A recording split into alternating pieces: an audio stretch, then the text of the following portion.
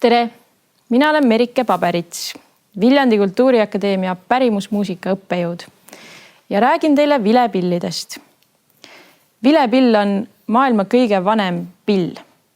Sloveeniast on leitud 45 000 aasta vanune vile. See oli karu sääreluust tehtud 4 sõrmeavaga vilemoodi instrument.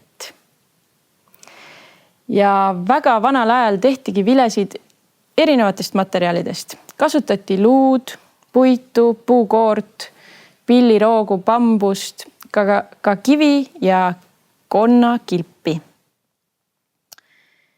Viled on levinud tegelikult üle terve maailma ja neid on väga erineva kujuga, pikkusega, materjalist, aga üks on oluline, nad on alati torud.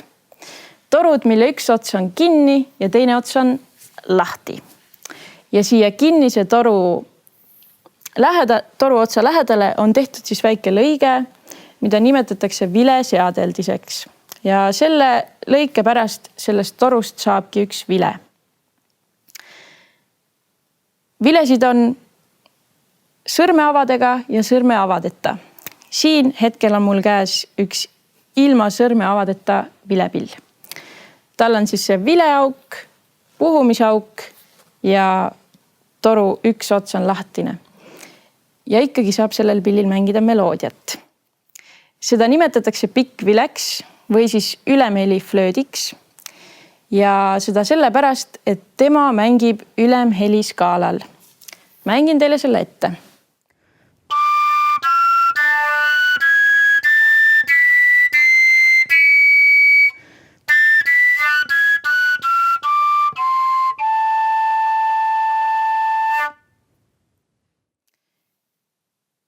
Ja ta on levinud kõige rohkem Skandinaavia aladel, aga tänapäevaks juba ka kaugemale. Ja nagu te näete, siis siin ei ole tegu ei puu ega luuga, vaid täiesti tavalise plasmastoruga. Ja ma mängin teile ühe Eesti labajala loo ka sellel pillil.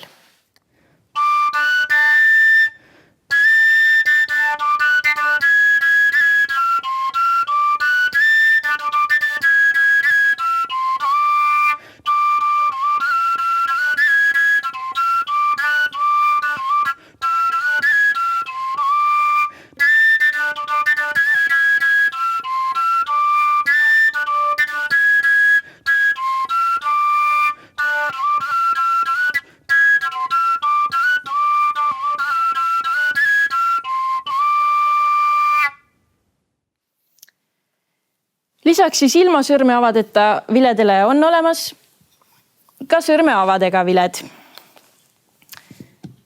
Ja see pill siin on pärit Iirimaalt, teda nimetatakse Iiri vileks, mõnikord ka tinavileks. Ja tal on olemas 6 sõrmeava. Ja selle pilli mängimisel siis on ka nii, et mida rohkem mul on sõrmi peal, seda madalam heli on. Ja kui ma neid ära võtan, siis seda kõrgemaks see heli läheb. Ja Iiri vile on siis tehtud enamasti metallist. Aga jällegi igal pool mujal maailmas on väga sarnaseid vilepille ja need on tavaliselt tehtud puidust. Ja mängin teile siin peal ka ühe loo. See on üks Eestist pärit, täpsemalt Kärdlast, pärit vilelugu.